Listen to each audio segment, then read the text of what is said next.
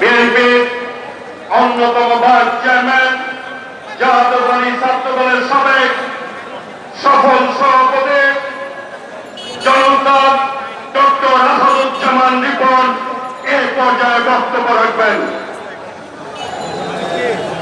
ওই নেত্রী আছে, সবাইকে বলতে হবে নেত্রী আছে।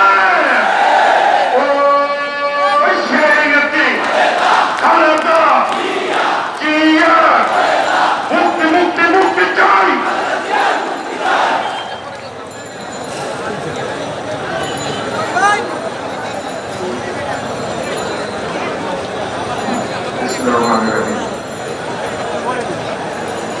সভাপতি আজকের সমাবেশে আমাদের প্রিয় নেতা পার্টির সমাবেত নেতৃবৃন্দ, উপস্থিত ভাই বোনেরা, আসসালামু আলাইকুম। প্রিয় বন্ধুগণ, অনেক জ্যেষ্ঠ নেতৃবৃন্দ আজকের সভাটি হচ্ছে আমাদের পার্টি চেয়ারপারসন এবং খালেদা জিয়ার মুক্তির দাবিতে। আমাদের নেত্রী বেগম খালেদা জিয়াকে আটক করা হয়েছে,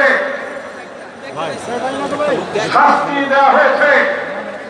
কেন তাকে শাস্তি দেওয়া হয়েছে বিষয়টি স্পষ্ট করেছে মার্কিন যুক্তরাষ্ট্র। গত কয়েকদিন আগে মার্কিন যুক্তরাষ্ট্র বলেছে বাংলাদেশে একটি একতরফা নির্বাচন আয়োজনের জন্য, বাংলাদেশে একটি একতরফা নির্বাচন আয়োজনের জন্য এই অবৈধ সরকার অব্যাহতভাবে ক্ষমতা ধরে রাখার জন্য বাংলাদেশ জাতীয়তাবাদী দলের চেয়ারপারসন বেগম খালেদা জিয়াকে সাজা দিয়েছে। তারা আমাদের পার্টির ভারপ্রাপ্ত চেয়ারম্যান জনাব তারেক রহমানকে সাথে নিয়ে একই উদ্দেশ্যে ক্ষমতাকে ধরে রাখার জন্য, ক্ষমতাকে ধরে রাখার জন্য। আমার বারবার মনে হয়েছে যে সাজাটি তারা দিয়েছে, এই বক্সিবাজার আদালত থেকে এই সাজাটি পাঠ করেছেন বিচারক, এই সাজাটি বাংলাদেশে দেখা হয়েছে কিনা আমার মনে প্রশ্ন জেগেছে। এই সাজার রায় যদি বাংলাদেশ থেকে লেখা হয়েছিল কিনা, যদি বাংলাদেশ থেকে লেখা হয়ে থাকে তাহলে এই রেজিমের প্রধান শেখ হাসিনার জানার কথা, তাদের মসজিদের জানার কথা। কিন্তু আমার মনে হয় তাদের কথাবার্তা শুনে মনে হয় এই রায় বাংলাদেশ থেকে লেখা হয়নি, অন্তর্বর্তী থেকে লেখা হয়েছে, অর্থাৎ আউটসোর্স। কারণ শেখ হাসিনা বারবার বলেন এতিমের টাকা আত্মসাৎ করেছে বেগম খালেদা জিয়া। এতিমের টাকা আত্মসাৎ করার জন্য নাকি বেগম খালেদা জিয়াকে সাজা দেওয়া হয়েছে। বন্ধুগণ, এখানে অনেক আইনজীবীও বোধ হয় আছেন। আমি রাজনীতি তো, কিন্তু আইনের কথা আমি মোটামুটি পড়াশোনার চেষ্টা করি। আমাদের নেত্রী বেগম খালেদা জিয়া সম্পর্কে যে রায় দিতে হয়েছে, সে রায় ওই ২৬টা রায়ের কোন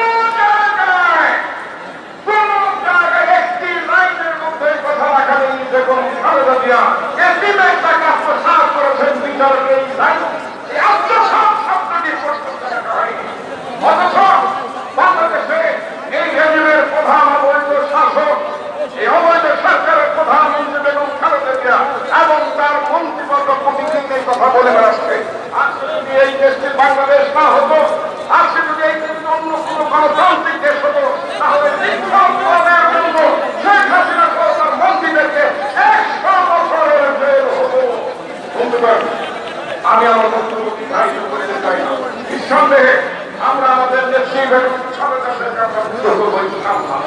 আজকে যেভাবে আমাদের নেতৃত্বে কারাগারে আটক করা হয়েছে, এই আটক অবস্থা তাকে দীর্ঘদিন দেখা যাবে না। বাংলাদেশের মানুষ এই অবৈধ সরকার বাংলাদেশকে বিদেশের কাছে দিল দিয়েছে, সেই সরকারকে বাংলাদেশের জনগণ দেখতে চায় না। আমাদের বাংলাদেশের জমিনের উপর দিয়ে বাংলাদেশের কোন ভারতের রেল লাইন চলবে না। আমাদের কোন সীমা নয়, আমাদের কোন জাহাজ থাকবে না।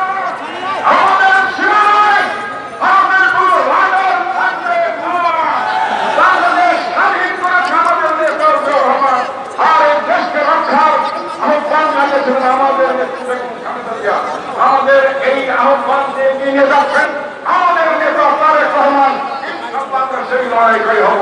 বাংলাদেশ জিন্দাবাদ, আমাদের নেত্রী বেগম খালেদা জিয়া জিন্দাবাদ, ভারপ্রাপ্ত চেয়ারম্যান জনাব তারেক রহমান জিন্দাবাদ।